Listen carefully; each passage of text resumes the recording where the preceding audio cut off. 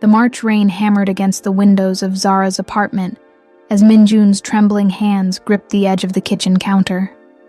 6 months ago, those same hands had signed billion-dollar contracts from the 47th floor of Park Industries in Gangnam. Now, calloused from construction work and stained with paint from weekend renovations, they shook as he stared at the formal invitation lying on the marble surface. The Washington family cordially invites Park Min-jun to Sunday lunch. 2 p.m. sharp. Come prepared to answer questions. Marcus had delivered it personally that morning, his jaw set in that protective stance Min-jun had learned to recognize. No handshake, no pleasantries. Just the invitation dropped on the counter like a legal summons. "My family wants to meet you," Zara had whispered when she came home soaked from the downpour, her natural curls clinging to her face, honey-colored eyes red from what looked like hours of crying. "They know you came after me."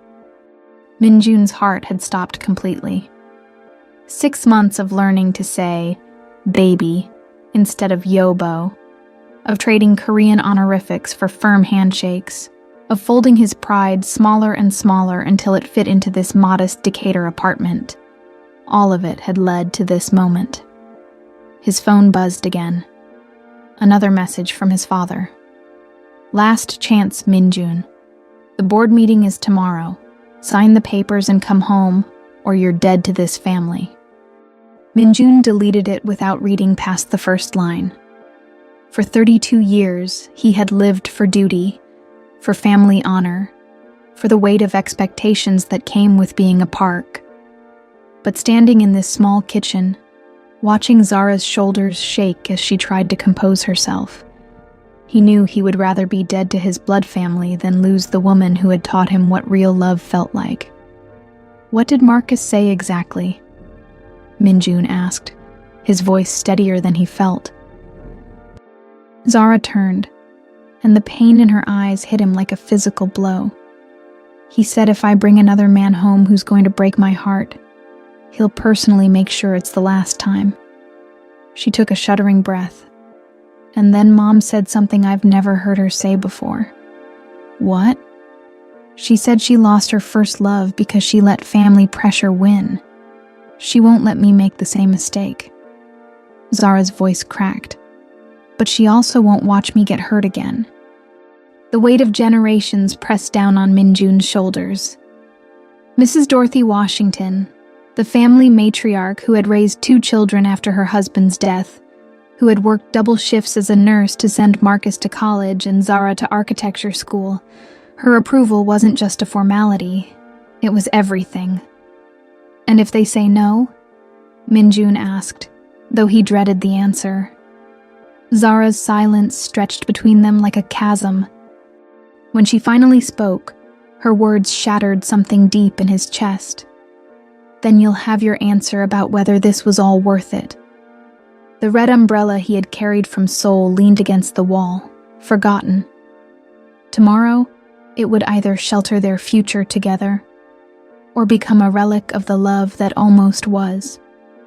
If the contract of your life came from those who could destroy your happiness, would you sign it? Sunday morning arrived gray and unforgiving. Min-jun stood before the bathroom mirror, attempting his 5th tie of the morning. In Seoul, his stylist would have had him ready in minutes. Perfectly pressed Armani, Italian leather shoes, the armor of inherited wealth.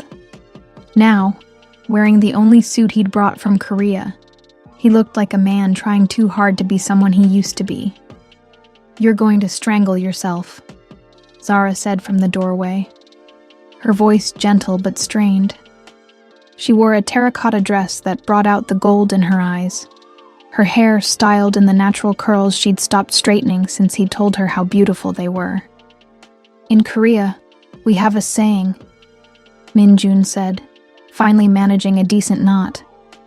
"Chiot nune banheya handa." You must win them over at first sight. "Baby, you're not trying to close a business deal." Zara stepped behind him, her hands smoothing the shoulders of his jacket. You're asking my family to trust you with their most precious thing. Their most precious thing. The weight of those words settled over him like a lead blanket. In his world, daughters were assets to be strategically married. In hers, they were hearts to be protected. The drive to Mrs. Washington's house in East Atlanta felt like a funeral procession. Zara's hand trembled in his as they passed the Baptist church, where she'd sung in the choir as a child, the community center where Marcus had coached basketball, the fabric store where her grandmother had taught 3 generations of women to sew. This wasn't just a neighborhood. It was a legacy. That's it, Zara said quietly, as they pulled up to a modest brick house with a wraparound porch and a garden that looked like something from a magazine. Wind chimes sang in the breeze, and the smell of something incredible drifted from the open windows. Before Minjun could gather his courage, the front door opened. Marcus filled the doorframe, arms crossed, wearing a simple t-shirt that somehow looked more intimidating than any power suit Minjun had ever faced across a boardroom table. "You came," Marcus said. It wasn't quite a welcome. "I always keep my word," Minjun replied, offering a slight bow that felt absurd the moment he did it. Marcus's eyebrows rose. "We'll see about that." The house smelled like heaven and felt like walking into a warm hug. Minjun had never experienced anything like it. Not the sterile perfection of his family's mansion, not the cold elegance of corporate entertaining. This was a home where love lived in every corner. "You must be Minjun." Mrs. Dorothy Washington emerged from the kitchen, wiping her hands on a flowered apron. At 58, she carried herself with the grace of someone who had earned every gray hair and every laugh line. Her eyes, the same honey color as Zara's, studied him with the intensity of someone who had spent decades reading people's hearts. "Mrs. Washington." Minjun bowed slightly, then caught himself and extended his hand instead. "Thank you for welcoming me into your home." Her handshake was firm, measuring. "We'll see if you're worth welcoming." God, they really don't hold back, Minjun thought. The dining room table was set for 5. Marcus's wife Keisha had joined them, along with little Destiny, Marcus's 4-year-old daughter who stared at Minjun with the frank curiosity of childhood. "Mama Zara's boyfriend talks funny," Destiny announced, and the tension cracked just enough for everyone to breathe. "Destiny Marie," Keisha scolded gently, but she was fighting a smile. "It's okay," Minjun said, crouching to Destiny's level. "I'm still learning how to talk like an American. Can you teach me?" "Say y'all," Destiny commanded seriously. "Y'all," Minjun repeated, his Korean accent wrapping around the word awkwardly. "No, no, no. Y'all." Destiny stretched it out dramatically. "Y'all," Minjun tried again, and Destiny giggled. "Better. You're getting there." When Minjun looked up, Mrs. Washington was watching him with something that might have been approval. Might. The meal was a revelation. Fried chicken that put every restaurant he'd ever been to. Shame, mac and cheese that somehow managed to be both comfort food and art. Greens that tasted like they'd been kissed by angels.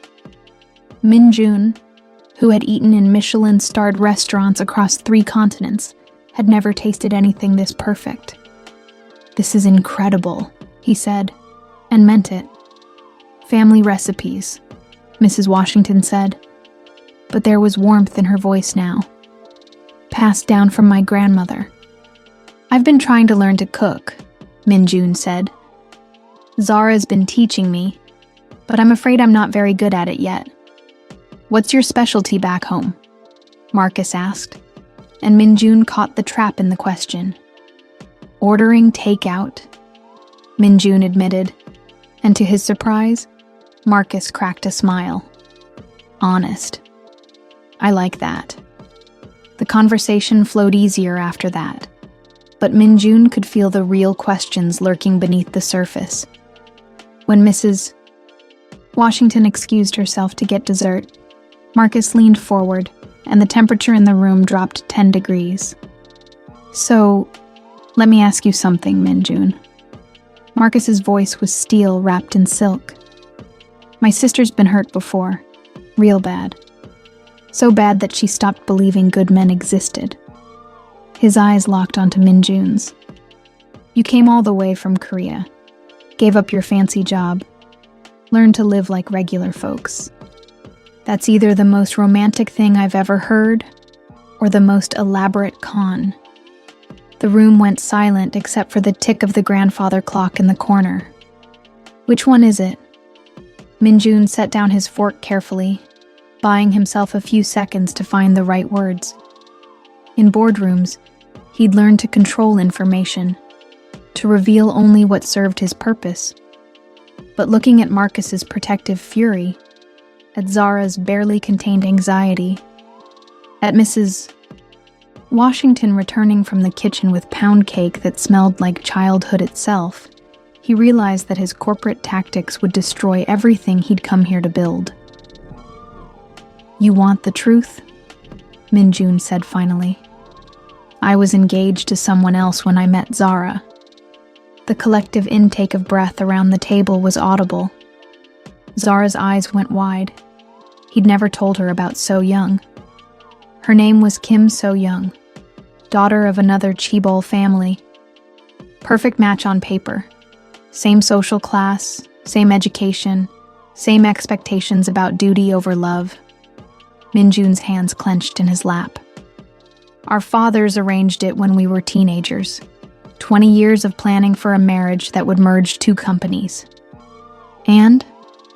Marcus's voice was deadly quiet. "And then I met your sister at a conference in Los Angeles last year." Min-jun looked directly at Zara, watching her face transform as she realized the depth of what he'd sacrificed. She was presenting a sustainable housing project, and she was brilliant. Not just smart, brilliant. She talked about building homes that would last generations, about creating communities instead of just structures. He took a shaky breath. I'd never heard anyone talk about their work the way she did. Like it mattered. Like it could change the world. "So you broke up with your fiancé?" Keisha asked. "I tried to honor my commitment. Went back to Korea, threw myself into the merger plans. But I couldn't stop thinking about Zara, about the way she laughed when she was really happy, about how she cried during movies, even bad ones, about how she looked at buildings like she could see their souls." Mrs. Washington sat down slowly, cake forgotten. "And then? I called off the engagement 3 months ago, right before the wedding, in front of 300 guests, both families, and the national media." Min-jun's voice cracked slightly. "My father disowned me that night, said I was dead to the family. My mother hasn't spoken to me since." The silence stretched until destiny broke it. "Uncle Min-jun, why are you sad?" Out of the mouths of babes, Min-jun wiped his eyes, not realizing he'd started crying. "Because sometimes doing the right thing costs everything you thought you knew about yourself," he said. "But you came here anyway," Marcus said. It wasn't a question. "I came here because I realized something. I'd spent 32 years living someone else's life, following someone else's plan, being the son they wanted instead of the man I am." Min-jun looked around the table. Zara was the first person who ever saw me, not Park Industries, not the heir to a fortune, just me. And when you realized that, Mrs. Washington said softly, "you decided to fight for it." "Yes, ma'am." Mrs. Washington studied him for a long moment, then turned to her daughter. "Zara, baby, you've been awfully quiet." Zara had tears streaming down her face. "I didn't know. she whispered. About the wedding, about your family. You never told me how much you gave up. Because it wasn't a sacrifice, Minjun said fiercely. It was the first free choice I ever made. Marcus leaned back in his chair, something shifting in his expression. You know what I think? I think you're either the biggest fool I've ever met, or the most romantic man alive. Probably both, Minjun admitted. Good. Because my sister deserves someone who's fool enough to cross oceans and romantic enough to believe it's worth it. Marcus extended his hand across the table. Welcome to the family. But before Minjun could shake it, Mrs. Washington held up her hand. Hold on now, she said. I've got one more question. The room tensed again. What exactly are your intentions with my daughter? Minjun stood up, his chair scraping against the floor. Then, to everyone's shock, he dropped to one knee right there in the dining room. Mrs. Washington, I came here to ask for your blessing to marry Zara. I don't have a ring yet because I wanted your permission first. I don't have much money because I left it all behind. But I have something I never had before. I have a reason to wake up every morning and try to be worthy of the love she's given me. Zara was sobbing now, her hands covering her mouth. I promise you, Minjun continued, his voice breaking. I will spend every day of my life proving that your daughter chose the right man. I will learn your traditions, honor your family, and love her so completely that she never doubts her worth again. Mrs. Washington stood up slowly, walked around the table, and for a heart-stopping moment, Minjun thought she was going to ask him to leave. Instead, she cupped his face in her hands. Baby boy, she said, her own eyes bright with tears. You already have my blessing. Anyone who loves my daughter enough to give up a kingdom for her doesn't need my permission. They have my gratitude. As Minjun rose to his feet, Mrs. Washington pulled something from her apron pocket. A simple gold band with a small diamond that had clearly been worn by generations of women. This was my mother's ring, she said, pressing it into his palm. And her mother's before that. It's been waiting for the right man to give it to the right woman. Minjun's hands shook as he turned to Zara, who was laughing and crying at the same time. Zara Washington, he said, his voice thick with emotion. Will you marry me? Yes, she whispered, then louder. Yes, yes, 1,000 times yes. As the family erupted in cheers and Destiny demanded to know why everyone was crying if they were happy, Minjun slipped the ring onto Zara's finger and realized that for the first time in his life, he was exactly where he was supposed to be. But love stories, even the most beautiful ones, are never that simple. And neither Marcus nor Minjun noticed the black sedan that had been parked across the street for the past hour, or the woman with perfectly straightened hair and a designer handbag who had been watching through tinted windows, taking photos of every moment. Some ghosts from the past don't stay buried, no matter how deep you think you've laid them to rest. The call came at 3:47 a.m. on a Tuesday that had started like any other. Minjun was sleeping deeply for the first time in weeks. Zara curled against his side, her engagement ring catching the streetlight from the window. The shrill ring of her phone shattered the peace like a gunshot. Hello? Zara's voice was thick with sleep, but Minjun felt her body go rigid immediately. What? When? We're on our way. She was out of bed and throwing on clothes before Minjun could fully wake up. Zara, what's wrong? It's Mom. Marcus found her collapsed in the kitchen. They think it's her heart. The drive to Grady Hospital was a blur of red lights and fear. Zara's hands shook so violently she couldn't buckle her seatbelt, so Minjun did it for her, then took her hands in his and held them steady. She's going to be okay, he said, though his own heart was hammering. You don't know that, Zara whispered. She's been working too hard, stressing about the wedding, worrying about us. What if... Hey. Minjun squeezed her hands. No what ifs. We're going to get there, and she's going to be fine. But when they arrived at the ICU, Marcus looked like a man who'd aged 10 years in one night. Keisha sat beside him, holding a sleeping Destiny, her eyes red from crying. They say she had a massive heart attack, Marcus said without preamble. She's stable for now, but the next 72 hours are critical. Through the window of room 314, Mrs. Washington looked impossibly small against the white hospital sheets, connected to machines that beeped and hummed with mechanical precision. The woman who had raised 2 children with an iron will and a heart of gold looked fragile as tissue paper. Can we see her? Zara asked. 2 at a time, the nurse said. And only family. Marcus and Zara went in first, leaving Minjun in the waiting room with Keisha and Destiny. He felt useless, an outsider looking in on a family crisis he had no right to be part of. In Korea, hierarchies were clear. In-laws had their place, and it wasn't at the bedside during emergencies. But this wasn't Korea. You should go in next, Keisha said quietly. I'm not family, Minjun replied. You are to her. Keisha's voice was gentle but firm. She's been talking about you non-stop since Sunday. About how proud she is that Zara found someone who loves her enough to change his whole life.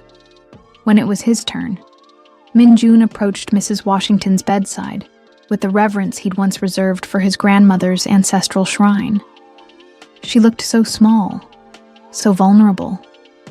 In his world, respect was shown through distance, through formal bows and careful words. But looking at the woman who had welcomed him into her family with open arms, distance felt like betrayal. He took her hand, the same hand that had pressed her mother's ring into his palm just days ago. Mrs. Washington, he said softly, I need you to know something. You asked me what my intentions were with Zara, and I told you I wanted to marry her. But there's something else. He paused, gathering courage he didn't know he possessed. I want you to be my mother. Not because I lost mine when I left Korea, but because you're the kind of mother I always dreamed of having. Someone who loves without conditions, who fights for her children, who makes a house feel like home just by being in it. Her eyes fluttered open, focusing on his face with effort. Minjun, she whispered, her voice barely audible. I'm here. We're all here. Take care of them, she said, her grip surprisingly strong. Promise me. You're going to take care of them yourself for many more years, Minjun said firmly. But yes, I promise. I'll protect this family with my life. She smiled, a ghost of her usual radiant expression. Good boy. The next 72 hours blurred together in a haze of hospital coffee, uncomfortable waiting room chairs, and the constant beeping of machines. Minjun barely left the hospital, surviving on vending machine food and 3 hours of sleep spread over 2 days. He learned that Marcus took his coffee black and strong, that Keisha hummed when she was nervous, that Destiny asked exactly 100 questions per hour and would accept no question left unanswered. He also learned that Grace Chen was more than just Zara's best friend. She was the sister Zara had chosen, showing up with real food, clean clothes, and the kind of practical support that spoke to deep, abiding love. You look like hell, Grace told him on the second night, appearing with Chinese takeout and a change of clothes for everyone. Feel worse, Minjun admitted. When's the last time you went home? I'm not leaving. Grace studied him for a moment. You know, when Zara first told me about you, I thought you were either a fairy tale or a disaster waiting to happen. Rich foreign guy, too good to be true. Probably using her for some kind of green card situation. And now? Now I see a man who's been sleeping in a hospital chair for 3 days because he loves her family like his own. Grace handed him a container of lo mein. Eat. Your fiancé needs you strong, not collapsing from exhaustion. It was Grace who was there at 2 a.m. on the third night, when Mrs. Washington took a turn for the worse. Alarms started blaring, and suddenly the room was full of doctors and nurses shouting medical terms that sounded like a foreign language. "What's happening?"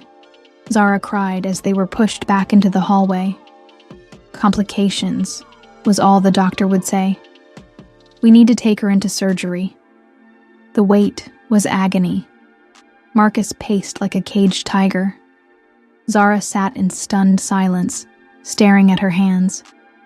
Keisha called the prayer chain at church, and within an hour, the waiting room was full of people Minjun had never met, but who clearly loved Mrs. Washington like family. Pastor Williams arrived at dawn, a man in his 70s with kind eyes and a voice that could calm storms.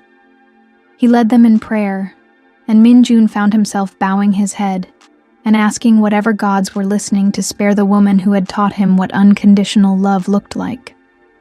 "Lord, we come before you with heavy hearts," Pastor Williams began, and Minjun felt the collective strength of the community surrounding them. "We ask for your healing touch on Sister Dorothy, for your peace to fill this family, and for your will to be done." When the surgeon finally emerged, his scrubs wrinkled and his face exhausted, Minjun's heart stopped. "The surgery went well," he said, and the waiting room exhaled as one. "We were able to clear the blockage and repair the damage. She's stable, and we expect a full recovery." Marcus broke down sobbing. Zara collapsed into Minjun's arms, and Minjun realized that somewhere in the last 3 days, something fundamental had shifted. This wasn't Zara's family anymore. This was his family too. But as they celebrated Mrs. Washington's recovery, none of them noticed the woman in designer clothes who had been sitting in the far corner of the waiting room for the past hour, taking notes and making phone calls in rapid Korean. Kim So-young had arrived in Atlanta, and she had no intention of leaving without what she came for. Marcus showed up at Minjun's apartment on a Saturday morning, 3 weeks after his mother's surgery, carrying a manila folder and wearing an expression that could have cut glass. Zara was at the farmer's market with Grace, planning the wedding they'd decided to move up after Mrs. Washington's heart attack. Life was too short and too fragile to wait for perfect timing. "We need to talk," Marcus said without preamble. Minjun invited him in, offered coffee, made small talk about Mrs. Washington's recovery. But he could feel the tension rolling off Marcus in waves. And when his soon-to-be brother-in-law finally sat down at the kitchen table and opened that folder, Minjun's blood turned to ice. Korean newspaper clippings, financial documents, photos of a wedding that never happened. And there, in black and white, the truth he'd been running from for 6 months. Park Minjun, Marcus read from a document. Heir to Park Industries, estimated net worth $2.3 billion. Renounced inheritance in public ceremony, March 15, 2024, 3 days before scheduled marriage to Kim So-young, daughter of Kim Electronics chairman. Minjun's hands went numb. "Marcus, let me finish." Marcus's voice was deadly calm. "Says here you were groomed from birth to take over a conglomerate that employs 50,000 people across 15 countries. Says you walked away from more money than most countries see in a year." He looked up, and his eyes were filled with something worse than anger. Disappointment. "Says you never told any of us the truth about who you really are." The silence stretched between them like a chasm. Minjun had faced hostile takeovers, board coups, corporate espionage that had nearly destroyed his family's empire. But nothing had prepared him for the quiet devastation in Marcus Washington's voice. How long have you known? Minjun asked finally. 3 weeks. Been researching you since Mom's heart attack, just to make sure you weren't some kind of con artist taking advantage of my sister while she was emotional. Marcus closed the folder. Turns out you're exactly the opposite kind of liar. Marcus, I can explain. Can you? Because from where I'm sitting, it looks like you've been lying to us from day one. Not about being rich, about being honest. Marcus stood up, pacing to the window.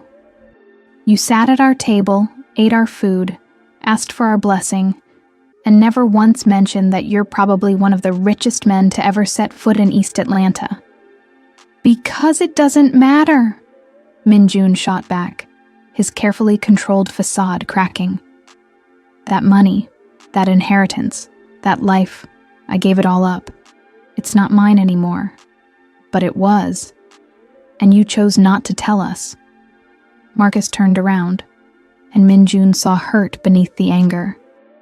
Do you have any idea what it feels like to find out that the man my sister is about to marry has been keeping secrets this big?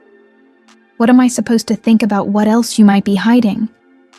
The words hit Minjun like physical blows. In Korea, privacy was protection. Personal information was shared carefully, strategically. But he was beginning to understand that in this family, love meant transparency. No walls, no secrets, no hidden parts of yourself. You want to know why I didn't tell you? Minjun said, his voice breaking. Because I was terrified you'd think I was slumming it, that this was all some rich boy's game, a way to rebel against Daddy before I eventually went crawling back to my real life. And instead we think you were ashamed of us, that we weren't good enough to know the truth about who you really are. The accusation landed like a punch to the gut. That's not... God, Marcus, that's not it at all. Then what is it? Minjun sank into a chair, suddenly exhausted. It's that I've never been prouder of anything in my life than I am of the man I became when I chose your family over mine. And I was afraid that if you knew how much I'd given up, you'd think I was expecting some kind of gratitude, some kind of debt. He looked up at Marcus, his eyes bright with unshed tears. I don't want to be the billionaire who sacrificed everything for love. I want to be the man who was smart enough to choose the right family when it mattered. Marcus was quiet for a long moment, staring out the window at the apartment complex where Minjun now lived. So different from the luxury he'd been born into. You know what really gets me? Marcus said finally. It's not that you had money. It's that you didn't trust us enough to tell us yourself. You're right, Minjun said simply. I should have told you. Yeah, you should have. Because now I've got to wonder, what happens when things get tough? When the novelty of playing regular guy wears off? When you miss the private jets and the 5-star restaurants and the servants? Marcus's voice was raw. What happens when your family decides they want you back? Before Minjun could answer, the front door opened, and Zara's laughter filled the apartment. She and Grace were carrying bags of fresh vegetables and flowers, chatting about centerpieces and color schemes. Baby, you'll never guess what Mrs. Patterson said about... Zara stopped mid-sentence when she saw Marcus's expression and the folder on the table. What's wrong? Marcus and Minjun looked at each other, a moment of perfect understanding passing between them.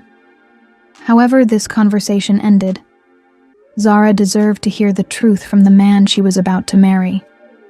Sit down, Minjun said gently. There's something I need to tell you. As he began to explain about the inheritance, about the fortune he'd walked away from, about the life of privilege he'd never mentioned, he watched Zara's face cycle through confusion, hurt, and something that might have been anger. $2 billion? She whispered when he finished. 2.3, Marcus corrected grimly. And you just gave it up? I renounced it, publicly, irrevocably. Minjun reached for her hands, but she pulled them back. Zara, I need you to understand. No, I need you to understand. Zara stood up, her voice shaking. I've been worried about affording flowers for our wedding. I've been saving money by making my own dress. I've been stressing about how we're going to pay for Mom's medical bills and whether we can afford to have kids someday. She laughed, but there was no humor in it. And this whole time, you could have written a check that would have solved every financial problem my family has ever had. But I don't have that money anymore, Minjun said desperately. I chose you over it. I chose love over money. You chose to keep secrets over honesty, Zara shot back. You chose to let me worry about things that don't matter to you because you've never had to worry about money. Grace, who had been silent through the entire exchange, finally spoke up. Zara, maybe we should talk about this when everyone's had time to. No. Zara's voice was final. I think Minjun should leave. Zara, please. I said leave. Minjun looked at Marcus, hoping for support. But Marcus just shook his head. You heard her, man. Maybe it's time you figured out how to win back her trust. As Minjun gathered his jacket and keys, his hands shaking, he realized that giving up a fortune had been the easy part. Learning to live with the consequences was going to be the real test. And waiting for him in the parking lot, leaning against a black Mercedes with diplomatic plates, was the one person he'd hoped never to see again. Hello, Minjun, Kim So-young said, her perfect English carrying just a hint of the accent that had once seemed charming. I think it's time we talked. Kim So-young looked exactly the same as she had 6 months ago. Immaculately dressed, perfectly composed, beautiful in the way that money and privilege could create. Standing next to the black Mercedes, she looked like she'd stepped out of a magazine spread about successful women who had everything they wanted. Everything except the man who'd left her at the altar. So young. Minjun's voice came out strangled. What are you doing here? Your father sent me. She smiled, but it was the polite, empty expression he remembered from their engagement photos. He thought you might be more reasonable if the message came from someone you cared about. I never cared about you, Minjun said, the words coming out harsher than he'd intended. Not the way you deserved, not the way I should have. No, you didn't. There was no hurt in her voice, just matter-of-fact acceptance. But I cared about you. Enough to come halfway around the world to save you from yourself. She gestured toward the apartment building where his life was currently falling apart. This is what you chose over everything we built together? Over everything our families planned? I chose love over duty. You chose infatuation over responsibility. So-young's voice remained calm, but steel crept into her tone. Do you have any idea what you did to me? To both our families? For the first time since she'd appeared, Minjun really looked at her. Beneath the perfect makeup, he could see exhaustion. Stress lines that hadn't been there before. The faint tension around her eyes that spoke of months of public humiliation and private pain. I'm sorry, he said, and meant it. You deserved better than what I did to you. Yes, I did. But apologies don't fix broken contracts or restore family honor. She pulled an envelope from her designer handbag. Your father is offering you one last chance to come home. The merger with Kim Electronics can still happen. The board is willing to reinstate you as heir. And all I have to do is marry you? All you have to do is come home and fulfill your obligations. So-young's expression softened slightly. Minjun, I've seen the photos. I know about your American girlfriend. She's very beautiful. She's not my girlfriend. She's my fiancée. Your fiancé who just asked you to leave. The knife twisted in his chest. So Young had been watching, waiting for the perfect moment to approach him. When he was vulnerable, hurt, questioning everything he'd sacrificed. How long have you been here? He asked. 3 weeks. Since your future mother-in-law's heart attack. So Young's voice carried a note of what might have been genuine sympathy.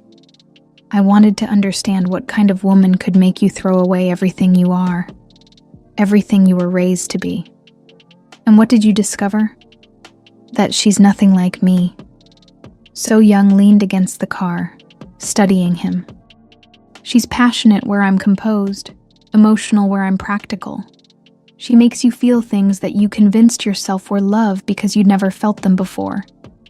You don't know anything about what I feel for Zara. I know that real love doesn't ask someone to give up their identity. So Young's voice was gentle now, almost kind. I know that if she truly loved you, she would have embraced all of who you are, including the parts that come with money and responsibility. She opened the envelope, revealing official-looking documents. The merger documents. Already signed by both families. All that's missing is your signature. I'm not signing anything. Look around you, Min-jun. So Young gestured to the modest apartment building, to the neighborhood that was nice but decidedly middle class. Is this really the life you want? Working construction, worrying about medical bills, fighting about money? Yes, Min-jun said without hesitation. Even if she can't forgive you for lying to her? The question hung in the air like a challenge. Through the window of his apartment, Min-jun could see Marcus and Zara talking, their body language tense and unhappy. Grace was making tea, the universal gesture of crisis management. She'll forgive me, Min-jun said, but his voice lacked conviction. Will she? Because from what I observed, American women value honesty above everything else, and you've been lying to her since the day you met. I never lied about loving her. No, but you lied about everything else. About who you are, where you come from, what you gave up. So Young's voice was sympathetic now, almost gentle. How can she trust anything you say when you've been hiding the most fundamental truth about yourself? Min-jun felt something cold and heavy settling in his stomach. Because So Young was right. He had been lying, not by commission, but by omission. Every day he'd let Zara worry about money. Every time he'd watched her stress about wedding costs or her mother's medical bills, he'd been lying. Come home with me, So Young said softly. Marry me. Take your place at the company. Fulfill your obligations. I won't ask you to love me the way you love her, but I'll give you the life you were born to live. And what kind of marriage would that be? An honest one. Based on mutual respect and shared understanding, rather than impossible promises and unrealistic expectations. She smiled sadly. I know who you are, Min-jun. All of who you are. And I'll never ask you to be someone else. Before Min-jun could respond, footsteps on the stairs made them both turn. Zara was coming down, her face streaked with tears. Grace beside her with a protective expression that could have melted steel. The two women sized each other up in the way that only women could, instantly, completely, and with devastating accuracy. You must be Zara, So Young said, her English flawless and her manner impeccably polite. I'm Kim So Young, Min-jun's former fiancé. Former, Zara repeated, and there was ice in her voice. Yes, well, these things can change so quickly, can't they? So Young's smile was perfectly pleasant and completely predatory, especially when people discover they don't really know each other at all. Grace stepped slightly in front of Zara, lawyer instincts kicking in. I think this conversation is over. Actually, I think it's just beginning, So Young replied. She looked directly at Zara, her expression sympathetic, but firm. He never told you about the money, did he? About what kind of life he was really born to? That's enough, Minjun said, moving between them. Is it? So Young tilted her head. Because I think Zara deserves to know exactly what kind of man she's marrying. Someone who will keep life-changing secrets. Someone who will let the people he claims to love struggle and worry, rather than tell them the truth. Get away from here, Zara said, her voice shaking with fury. Right now. Of course. So Young smiled and got into her car. But Minjun, when you're ready to stop playing house and come back to the real world, you know where to find me. As the Mercedes pulled away, Zara turned to Minjun with eyes that were bright with tears and dark with betrayal. Is everything she said true? Zara. Is it true? Yes, Minjun whispered. But it doesn't change anything between us. It changes everything, Zara said. Because now I know that the man I fell in love with doesn't really exist. And as she walked away from him for the second time in one day, Minjun realized that losing a fortune had been nothing compared to losing the woman who'd taught him what it meant to be truly wealthy. But the game was far from over, and Kim So-young had only shown the first of her cards. The next morning brought news that changed everything. Minjun's phone rang at 6 a.m., jarring him from the restless sleep he'd finally found on Grace's couch. She'd reluctantly let him stay after Zara made it clear he wasn't welcome at their apartment. Minjun. His father's voice was exactly the same as it had been 6 months ago. Cold, controlled, and utterly without affection. I trust So-young delivered my message. Appa. The word felt foreign on his tongue now, like speaking a language he'd once known fluently but had forgotten through disuse. I'm calling to inform you that your mother is in the hospital. Stress-induced cardiac episode. The doctors say she may not recover. The world tilted. Minjun gripped the phone harder. What? The shame you brought on this family has been slowly killing her for months. The constant media attention, the questions about where we went wrong as parents, the business ramifications of your selfish choice. His father's voice never wavered. She collapsed yesterday during a board meeting. The stress finally overwhelmed her. I'm coming home. No. The word was final. You made your choice. You are no longer my son, and she is no longer your mother. You can't do this. I can and I have. However, if you choose to honor your obligations to this family, if you marry So-young and take your rightful place as heir to Park Industries, we will welcome you back. Your mother will have the surgery she needs, and we can begin to repair the damage you've done. The phone went dead. Minjun stared at the black screen, his hands shaking. Grace found him there an hour later, still holding the phone, tears streaming down his face. Minjun, what's wrong? He told her everything, his father's call, his mother's condition, the ultimatum that would tear his heart in two no matter which way he chose. Jesus, Grace breathed. That's emotional blackmail at its finest. She's dying, Grace. My mother is dying because of what I did. Your mother is sick because your father is a manipulative bastard who's willing to use her health as a weapon. Grace's voice was fierce. Don't you see what he's doing? He knows you love Zara, so he's making you choose between the woman you love and the woman who gave you life. But if I don't go back, if I don't marry So-young, your mother might die anyway. These kinds of men don't keep their promises, Minjun. Even if you go back, even if you do everything he wants, what guarantee do you have that he'll actually get her the help she needs? Minjun knew she was right, but knowing it didn't make the choice any easier. I have to at least try, he said.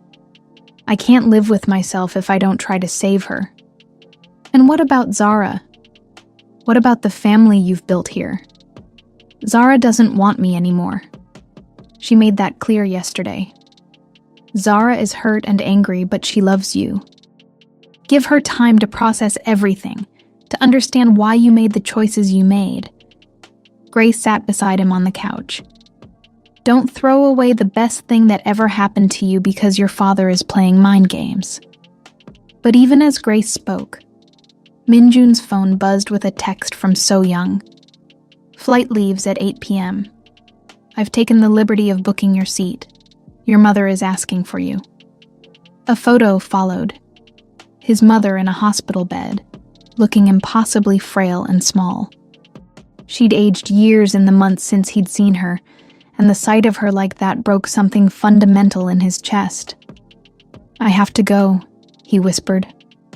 Minjun, I have to try to save her, even if it means losing everything else.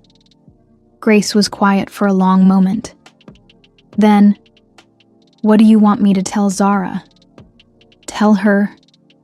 Minjun's voice cracked. Tell her that I love her enough to let her go. That she deserves someone who can give her the honesty and simplicity she needs. Someone who doesn't come with impossible choices and family trauma. That's bullshit, and you know it. Maybe, but it's also true. 3 hours later, Minjun stood in the apartment he'd shared with Zara, packing the few belongings he'd brought from Korea. The red umbrella leaned against the wall where he'd left it, and seeing it there made his chest tighten with loss. He'd just finished folding the last of his shirts when the door opened. Zara stood in the doorway, her eyes red from crying, wearing the terracotta dress he'd fallen in love with the first time he saw her. Grace told me, she said simply. I'm sorry. For everything. For lying to you. For not trusting you with the truth. For letting you worry about things that didn't matter. Minjun closed the suitcase with shaking hands. You deserve better than what I've given you. Do I get a say in what I deserve? Zara. Because I think I deserve a man who fights for the woman he loves. Who doesn't run back to his family the minute things get difficult. My mother is dying. Your father is manipulating you. And you're letting him. Zara stepped into the room, her voice gaining strength. You want to know what I realized after you left yesterday? It wasn't the money that hurt me. It was the fact that you didn't trust me enough to tell me who you really are. I do trust you. No, you don't. You see me as someone who needs to be protected from difficult truths instead of someone strong enough to handle them. Zara's eyes flashed. You think I can't love all of you. The complicated parts, the messy parts, the parts that come with impossible families and billion-dollar responsibilities. Can you? The question escaped before Minjun could stop it. I don't know. Because you've never given me the chance to try. Zara moved closer, her voice dropping to a whisper. But I'm willing to find out if you are. For a moment, Minjun allowed himself to hope. To imagine a world where love really could conquer family duty. Where he could choose Zara and somehow still save his mother. But then his phone rang. So Young's voice was gentle but firm. The car is here. We need to leave for the airport. I have to go, Minjun said, the words tearing his throat raw. No, you don't. You're choosing to go. Zara's voice was steady now, final. And if you get on that plane, if you marry her, don't come back, because I won't be here waiting for you. Zara. I mean it, Minjun. I won't be someone's backup plan. I won't be the woman you settle for when duty doesn't work out. She pulled her grandmother's ring off her finger and set it on the dresser. The small diamond caught the afternoon light, and Minjun realized he was looking at the death of every dream he'd built since coming to Atlanta. Choose, Zara said simply, but choose knowing that this time it's final. Minjun looked at the ring, then at the woman he loved more than life itself, then at the suitcase that represented surrender to a life he'd thought he'd escaped.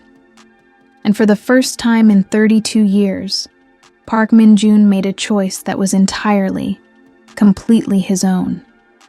Minjun's hand closed around the ring on the dresser. The small diamond was warm from the afternoon sun streaming through the window, and holding it felt like holding everything he'd ever wanted in one tiny, perfect circle. "I choose you," he said, his voice breaking. "I choose us." Zara's eyes filled with tears. "What about your mother?" "I'll find another way to help her. I'll call every doctor in Korea. I'll hire the best medical team money can—" "Wait." Minjun stopped, realization dawning. "Money I don't have anymore. But I do." Both Minjun and Zara turned to see Grace standing in the doorway, her phone in her hand, and an expression of grim satisfaction on her face. "I've been making some calls," Grace said. "Turns out, having a law degree and a naturally suspicious mind comes in handy sometimes." She walked into the room, her phone screen showing what looked like medical records. "Your mother's condition isn't nearly as serious as your father led you to believe. Mild cardiac episode, fully treatable with medication and lifestyle changes. She was released from the hospital this morning." Minjun's legs gave out. He sank onto the bed, staring at Grace. "What?" "I called 3 hospitals in Seoul, claimed to be coordinating international insurance, and finally found her. Park Yoon-hee, admitted yesterday for chest pains, discharged this morning in stable condition." Grace's voice was steel. "Your father lied to you. But the photo So Young sent could have been taken anywhere, anytime. Could have been staged." Grace sat down across from him. "Minjun, your father is a businessman. He knows your weaknesses, and he's exploiting them." Zara moved to sit beside Minjun on the bed, her hand finding his. "The question is, what are you going to do about it?" Before Minjun could answer, his phone rang. So Young's name flashed on the screen. "She's waiting," Zara said quietly. "Let her wait." Minjun declined the call and immediately dialed another number. When his mother's voice answered, speaking Korean from what sounded like her own bedroom, he nearly collapsed with relief. "Yama," he whispered. "Are you all right?" "Minjun?" His mother's voice was warm, confused. "Why are you calling? Didn't your father tell you I was fine? He told me you were dying." The silence on the other end of the line stretched for so long that Minjun thought they'd been disconnected. When his mother finally spoke, her voice was thick with tears. "Oh, my son. What has he done?" "Yama, I need you to listen to me. I love you. I will always love you. But I can't come home. Not to a life that was never really mine." "I know," she whispered. "I've known since the day you called off the wedding. You looked more alive in those 5 minutes than you had in 30 years of being the perfect son. You're not angry. I'm heartbroken that your father has let his pride matter more than his son's happiness. But angry? No, baby. I'm proud of you." When Minjun hung up, tears streaming down his face, Zara was holding the ring up between them. "So," she said, a smile playing at the corners of her mouth. "Are you going to put this back where it belongs? Or am I going to have to propose to you myself?" "Zara Washington," Minjun said, taking the ring and sliding it back onto her finger where it caught the light like a promise. "Will you marry me? Not the heir to Park Industries, not the reformed billionaire, just me. Minjun, the man who loves you enough to choose you every day for the rest of his life." "Yes," she whispered. "Yes to all of it." Their kiss was interrupted by the sound of a car horn blaring outside. Through the window, they could see So-young standing beside the black Mercedes, checking her watch with growing impatience. "I should go talk to her," Min-jun said. "We should go talk to her," Zara corrected. "Whatever this is, we're facing it together." They found So-young pacing beside the car, her perfect composure finally starting to crack. "The plane leaves in 2 hours," she said without preamble. "We need to—" She stopped when she saw Zara's hand in Min-jun's, the ring back where it belonged. "I see. So, Young, I'm sorry, but I can't marry you. I can't go back to a life that was killing me slowly every day. And your family? Your responsibilities? My responsibility is to be happy, to build a life with someone I love, who loves me back exactly as I am." Min-jun's voice was steady, certain. "My family will have to learn to live with that." So-young studied him for a long moment, her perfect mask finally slipping to reveal something that looked almost like relief. "You know what's funny?" she said softly. "I came here prepared to fight for you, to convince you that duty mattered more than love, that we could build something meaningful together based on respect and shared obligation. And now I'm looking at a man I barely recognize, someone who's learned to put his own happiness first." She smiled, and for the first time since she'd arrived, it was genuine. "I never could have given you that." Zara stepped forward, surprising everyone by extending her hand. "I'm sorry for what he put you through. The public humiliation, the broken promises. You deserved better than that." "So," Young took her hand, studying Zara's face with something like wonder. "You really love him, don't you? All of him. Even the parts that come with impossible families and billion-dollar complications." "Especially those parts," Zara said firmly. "They're what make him who he is." "Then you're braver than I am." So-young released her hand and turned back to Min-jun. "Your father won't give up easily. He'll find other ways to pressure you. Let him try." "And the inheritance? The company? Everything you were raised to take over?" Min-jun looked at Zara, at the woman who had taught him that love wasn't something you earned through perfection, but something you built through honest, daily choices. "I renounced all of that when I chose her. Some decisions can't be undone." So, Young nodded slowly, then got into her car. But before driving away, she rolled down the window one last time. "For what it's worth," she said, "I think you chose right." As the Mercedes disappeared around the corner, Min-jun felt something he hadn't experienced in months. Complete certainty. Not about what the future would bring, but about who he wanted to face it with. "So," Zara said, linking her arm through his. "Ready to go tell my family that the wedding's back on?" "Actually," Min-jun said, "I think there's something else we need to do first." The next morning, Min-jun stood in Mrs. Washington's kitchen at 5 a.m., flour in his hair and panic in his eyes. He'd been trying to make biscuits from scratch for 2 hours, and the results looked like edible disasters. "Baby, what are you doing?" Zara appeared in the doorway, wearing one of his old t-shirts and looking adorably rumpled from sleep. "I wanted to make breakfast for your family, to apologize properly, to show them that I'm serious about being part of this family." Min-jun gestured helplessly at the counter, which looked like a flour bomb had exploded. "But I think I'm making it worse." Zara burst into laughter, the sound filling the kitchen like music. "You've been up all night trying to make biscuits?" "Your grandmother's recipe. I found it in the box your mother keeps by the stove." Min-jun held up a flour-covered index card. "But apparently there's a difference between knowing the ingredients and actually being able to bake them. Come here."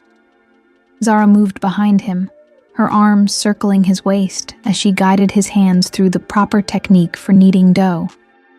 You were overworking it. Biscuits need a gentle touch. Like love, Minjun said softly. Exactly like love. They worked together in the pre-dawn quiet, and Minjun realized this was what he'd been searching for his entire life without knowing it. Not the grand gestures or the expensive displays of affection he'd grown up thinking were love, but this quiet intimacy, the simple act of creating something together with their hands. Minjun, Zara said, as they waited for the biscuits to bake. I need to tell you something. Something in her tone made him turn to face her fully. What is it? I'm pregnant. The words hung in the air between them like a bridge to a future he'd barely dared to imagine. Minjun's mouth opened and closed, no sound coming out. I found out 3 days ago, before all the drama with So Young and your father. Zara's voice was steady, but he could see the nervousness in her eyes. I was going to tell you, but then everything exploded, and I didn't know if you were staying or going, and... Minjun silenced her with a kiss that tasted like forever. A baby, he whispered against her lips. We're having a baby. Are you happy? Happy doesn't even begin to cover it. Minjun dropped to his knees, pressing his face against Zara's still flat stomach.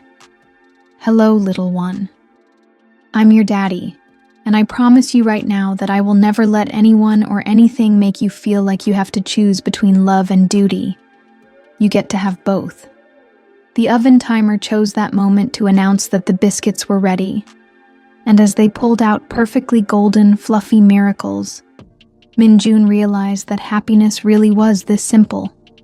Flour on your hands, the woman you love beside you, and the promise of a future you're building together one choice at a time.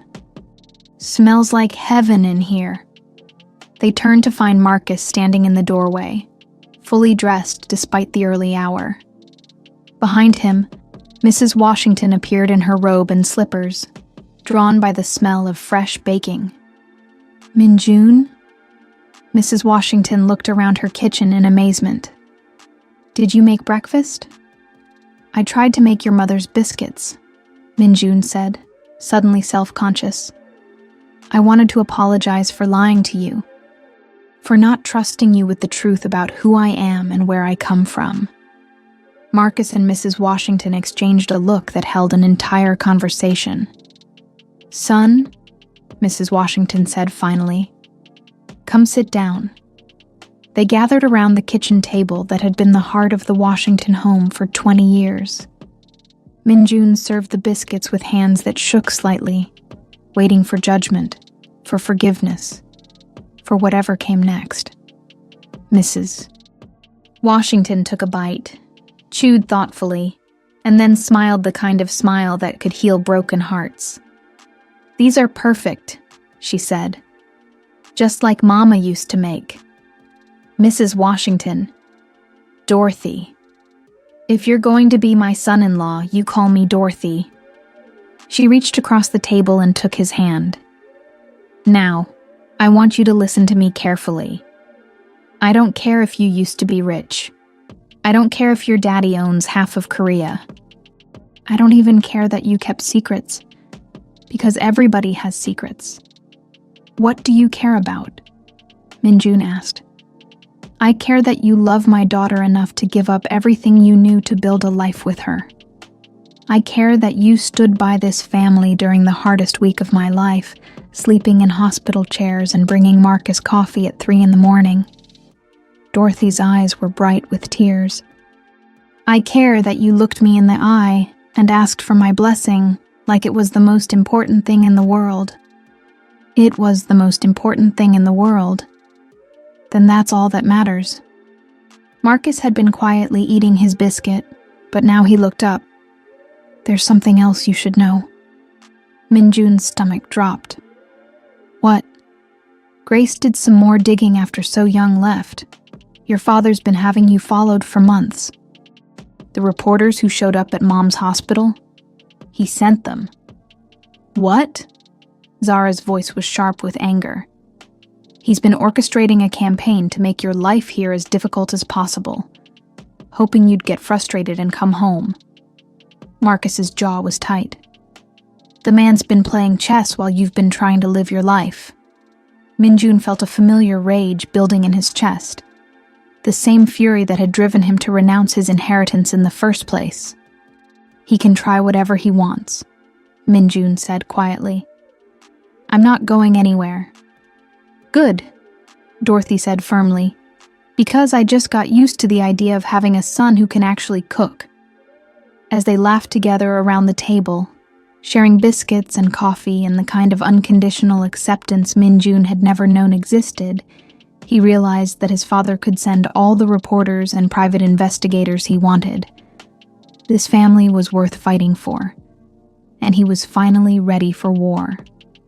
3 weeks later, Minjun stood in the parking lot of Home Depot, staring at the receipt in his hand that showed the purchase of enough lumber to build a small house, which, as it turned out, was exactly what they were doing.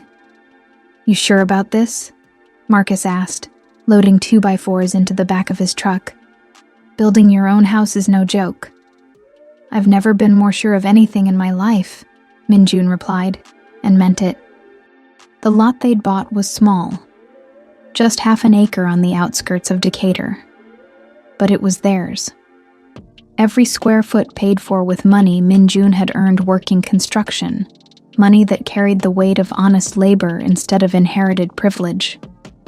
Besides, he added, grinning at his future brother-in-law, I've got the best teacher in Atlanta. Flattery will get you everywhere, Marcus said, but he was smiling too. The house they were planning was modest. 3 bedrooms, 2 baths, a kitchen big enough for family gatherings, but not so big that it felt empty when it was just the 3 of them. Because now it would be 3 of them, Zara's pregnancy just beginning to show in the soft curve of her belly. Have you thought about names yet? Grace asked as she helped Zara sort through paint samples that afternoon. They were sitting on what would eventually be the front porch, but for now was just a concrete pad surrounded by the framing of their future home. If it's a girl, Dorothy Grace, Zara said without hesitation. After the 2 women who taught me what strength looks like. Grace's eyes filled with tears. Really? Really? And if it's a boy? Zara looked at Minjun, who was measuring twice and cutting once under Marcus's watchful supervision. I was thinking David, after the king who faced giants. Your giant fighting days are behind you, Grace said gently. Are they? Zara touched her stomach. Because I have a feeling raising a half-Korean, half-African-American baby in the South is going to require some giant facing of its own. It was true. Already they'd encountered stares in restaurants, whispered comments in grocery stores, the kind of casual prejudice that came from people who'd never seen love that crossed cultural lines. But they'd also found unexpected allies. Mrs. Patterson from down the street, who'd brought them homemade soup when Zara had morning sickness. The guys from Minjun's construction crew, who'd shown up on Saturday to help frame the house without being asked. Pastor Williams, who'd offered to perform their wedding ceremony despite the raised eyebrows from some of the older congregation members. You know what I realized? Minjun said that evening as they sat on upturned buckets in what would eventually be their living room, sharing Chinese takeout and watching the sunset through the window frames. What's that? In Korea, we have this concept called jong. It doesn't translate perfectly, but it's like the feeling of deep affection that develops between people over time. Not the passionate love of romance, but the steady, dependable love of family. Zara leaned against his shoulder. And I used to think I understood what it meant, but I was wrong. Minjun gestured around their half-built home. This is Jung, your brother teaching me how to use a nail gun, your mother sharing her recipes with me, Grace becoming the sister I never had. It's not something you're born into. It's something you build, one choice at a time. Speaking of choices, Zara said, pulling an envelope from her purse. This came for you today. Min-jun recognized his father's handwriting immediately. Inside was a single sheet of paper, a contract releasing him from all obligations to Park Industries, along with a formal disowning document that stripped him of the Park name and any claim to the family fortune. He really did it, Min-jun whispered. Are you okay? I'm free. The realization hit him like a physical weight lifting from his shoulders. For the first time in my life, I'm completely free. Zara took the papers, and without ceremony tore them in half. What are you doing? You don't need his permission to be free. You never did.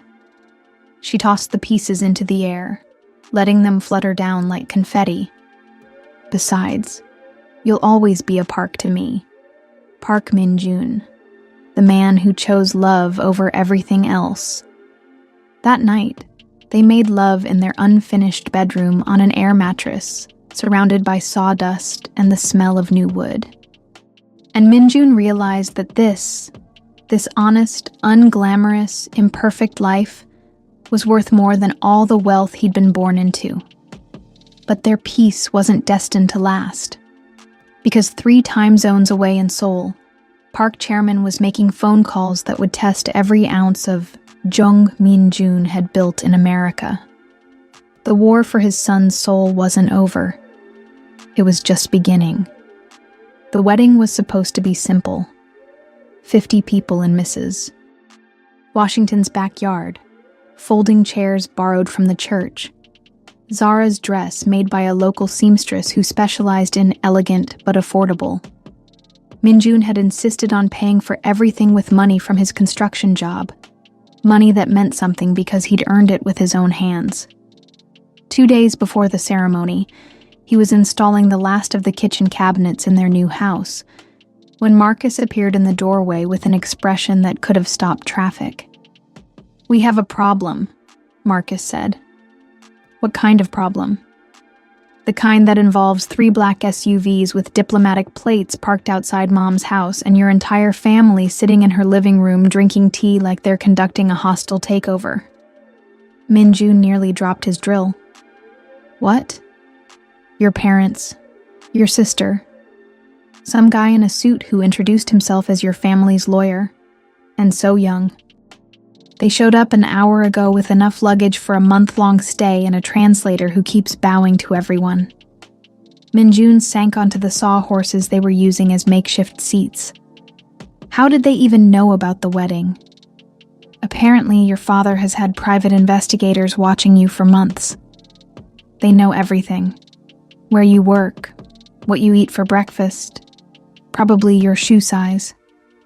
Marcus's voice was grim. "The question is, what are you going to do about it?" The drive to Mrs. Washington's house felt like traveling to his own execution. Min-jun's hands shook on the steering wheel as he tried to prepare for the confrontation he'd been dreading for 8 months. But nothing could have prepared him for the sight of his father, Park chairman, one of the most powerful men in Korea, sitting in Dorothy Washington's floral print armchair, accepting sweet tea from the woman he'd probably consider far beneath his station. Min-jun. His father stood as he entered the living room, and for a moment, Min-jun was 12 years old again, trembling under the weight of expectations he could never meet. "Appa." The word came out strangled. His mother rushed forward, and Min-jun found himself enveloped in the embrace he'd been missing for 8 months. She'd lost weight, and there were new lines around her eyes, but she was alive and healthy and holding him like she'd never let go. "My son," she whispered in Korean. "Look how strong you've become." Behind her, his sister Minseo waited with the patience she'd learned growing up as the spare heir. At 28, she'd always lived in Min-jun's shadow, but now she looked at him with something that might have been admiration. "Appa," she said quietly, "you look happy." I am. Good. You never were before. The reunion was interrupted by Zara's arrival home from her doctor's appointment, Grace beside her for moral support.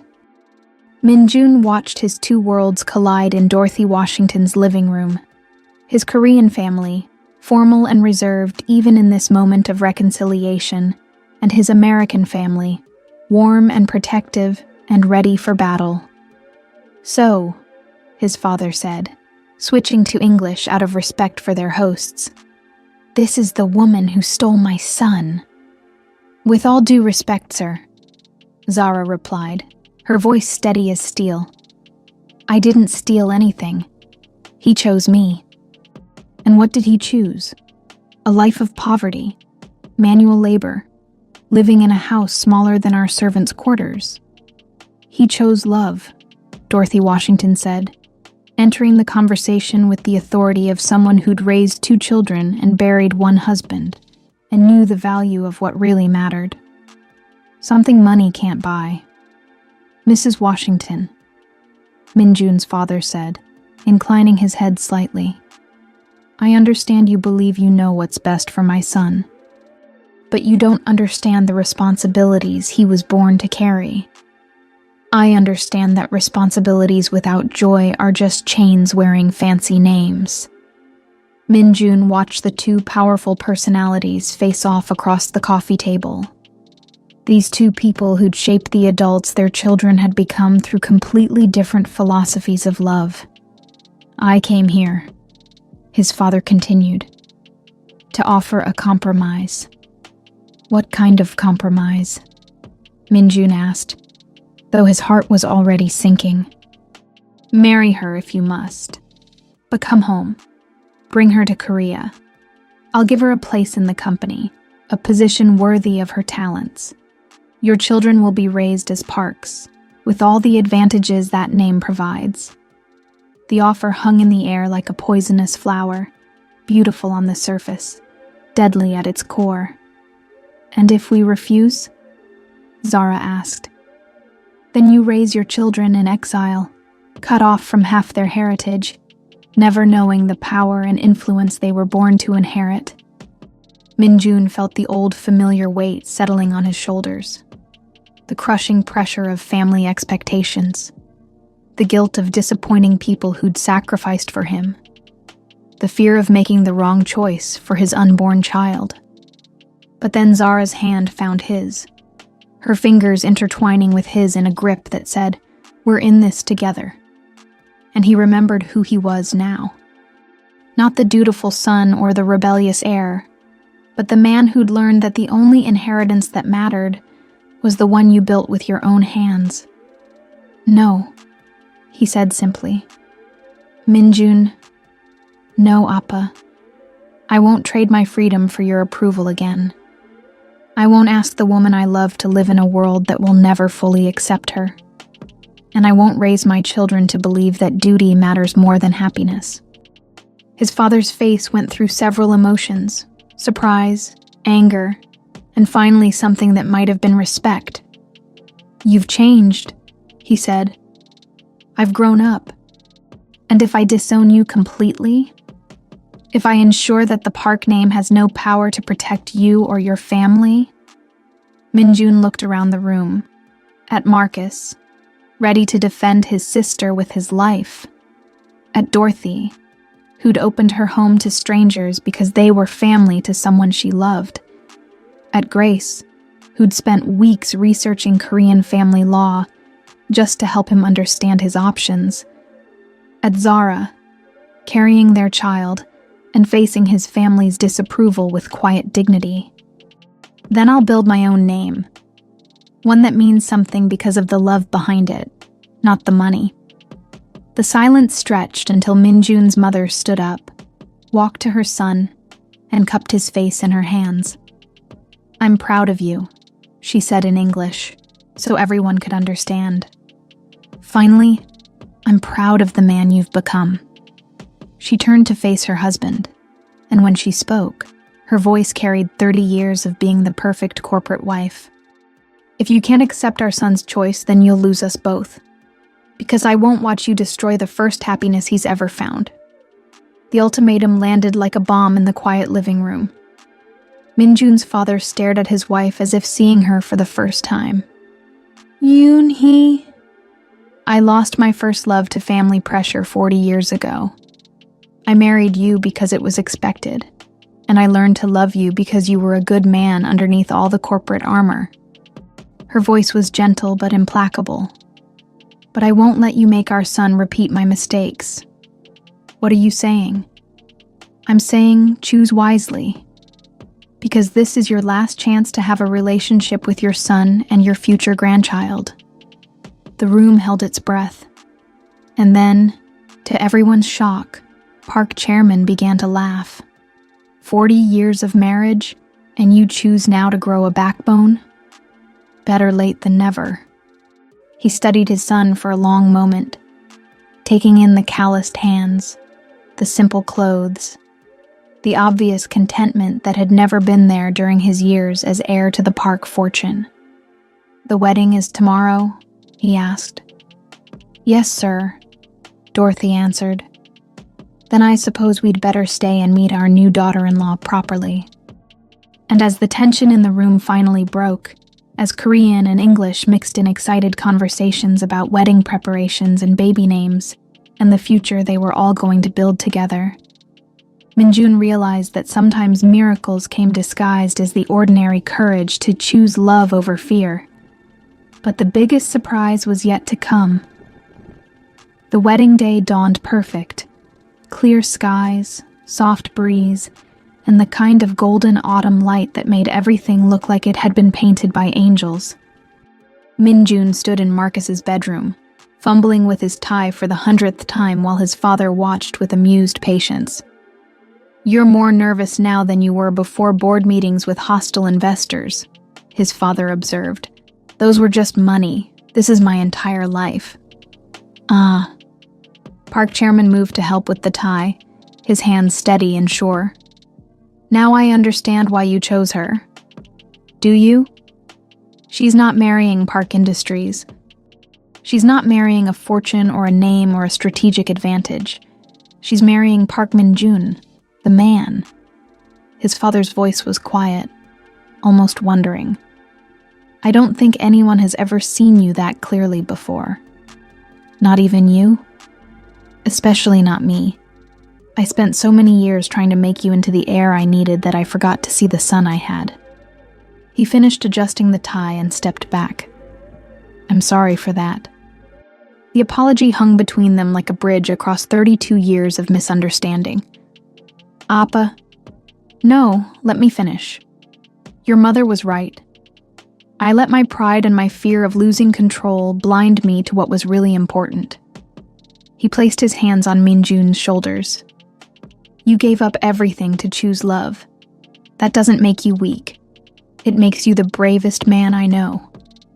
Before Minjun could respond, Marcus burst through the door. Time to go, man. Your bride is ready. And if you keep her waiting much longer, Grace is going to come find you herself. The backyard had been transformed into something magical. White chairs arranged in neat rows, an arch made of magnolia branches and roses. Fairy lights strung through the trees even though it was still daylight. 50 people who had become family through choice rather than blood, all gathered to witness the beginning of something beautiful. But when the music started and Zara appeared at the back door of her mother's house, everything else disappeared. She wore a simple white dress with lace sleeves, her natural curls crowned with a circlet of baby's breath, her grandmother's pearls at her throat. But what took Minjun's breath away was her smile, radiant, joyful, and directed entirely at him. Dorothy walked her daughter down the makeshift aisle, and when she placed Zara's hand in Minjun's, she whispered, "Take care of my baby." "With my life," Minjun promised. Pastor Williams opened the ceremony with words about love that crosses all boundaries, about families that are built by choice, about the courage it takes to commit your life to another person. But Minjun barely heard him. lost in Zara's eyes and the reality that this was actually happening. Do you, Park Min-jun, take Zara to be your wife? To honor her, cherish her, support her dreams, and build a life together based on honesty, respect, and love? I do, Min-jun said, his voice carrying to the back row where his Korean family sat next to construction workers and church ladies and lawyers in perfect, improbable harmony. Do you, Zara Washington, take Min-jun to be your husband? To stand beside him, challenge him to be his best self, and create a family that honors both your cultures and builds something entirely new? I do, Zara said, tears streaming down her face. The rings they exchanged were simple gold bands, chosen together and paid for with construction wages. But when Min-jun slipped the band onto Zara's finger, right next to her grandmother's engagement ring, it felt like the most precious thing he'd ever held. By the power vested in me by God in the state of Georgia, Pastor Williams said with a grin, I now pronounce you husband and wife. Min-jun, you may kiss your bride. The kiss was soft, sweet, and full of promises for the future they would build together. When they broke apart, the backyard erupted in cheers and applause that seemed to shake the very trees. But as they turned to face their guests, Min-jun's eyes found his sister in the crowd. Min-seo was crying, her usual composure completely shattered, and when their eyes met, she mouthed words in Korean that made his heart swell. I'm proud of you, Appa. The reception was everything Min-jun had never known he wanted, Mrs. Washington's famous fried chicken served alongside bulgogi that Min-seo had somehow convinced a Korean restaurant in downtown Atlanta to cater. Korean folk songs mixed with gospel hymns and Motown classics. Children running around the backyard while adults shared stories in 2 languages and found that laughter translated perfectly. So what now? Grace asked, as she and Min-jun watched Zara teach his mother how to dance to Aretha Franklin. Now we finish building our house, have our baby, figure out how to raise a child who's going to be Korean and African-American and Southern, and probably stubborn as hell. Sounds terrifying. Sounds perfect. As the evening wound down, and guests began to leave with containers of leftovers and hearts full of joy, Min-jun found himself standing on the back porch with his father, both of them watching Zara and his mother attempt to communicate in a mixture of broken English, basic Korean, and elaborate gestures. She's going to be good for our family, his father said quietly. She already is. The offer still stands, you know. If you ever want to come home, I am home, Appa. Min-jun's voice was gentle but firm. This is where I belong. His father nodded slowly. Then we'll come to you. Your mother is already planning her first visit for when the baby is born. And the company? Min-seo has been handling more responsibilities while you've been gone. She's ready to be the heir Park Industries needs. He smiled. I think she always was. I was just too traditional to see it. As the last guests departed and the cleanup began, Min-jun found himself alone with Zara for the first time as her husband. They sat on the porch swing Dorothy had given them as a wedding gift, Zara's head on his shoulder, her hand resting on the small bump where their child grew. Any regrets? She asked softly. Only one. What's that? I wish I could go back and tell that scared, lonely man in the Seoul boardroom that happiness was worth more than all the money in the world. It might have saved us both some heartache. Maybe. Or maybe we needed all those struggles to appreciate what we have now. Min-jun thought about the red umbrella that now hung by their front door, no longer a shield against the world, but a reminder of the journey that had brought them together. About the construction calluses on his hands that told the story of building something real with his own labor. About the family photos that now filled their mantelpiece, Korean and American faces mixed together in the beautiful chaos of chosen love. "I love you, Mrs. Park," he said, the name still new and wonderful on his tongue. "I love you too, Mr. Park." Zara lifted her head to look at him. "Ready for the adventure? With you? Bring it on." And as they sat together in the Georgia twilight, surrounded by the laughter of their blended families and the promise of the life they would build together, Minjun realized that some fairy tales don't end with happily ever after. They begin with it. 6 months later, Minjun held his daughter for the first time in the hospital room, where two families became one. Dorothy Grace Park had her mother's honey-colored eyes and her father's stubborn chin. And when she wrapped her tiny fingers around his thumb, Minjun understood what his own father had been trying to tell him all those years. Love wasn't just a feeling. It was a responsibility, a commitment, a daily choice to put someone else's happiness before your own pride. But unlike his father, Minjun had learned that the two didn't have to be mutually exclusive. You could honor your family and follow your heart. You could respect tradition and build something new. You could be Korean and American and Southern and global all at once. And you could love someone so completely that giving up everything else didn't feel like sacrifice. It felt like coming home.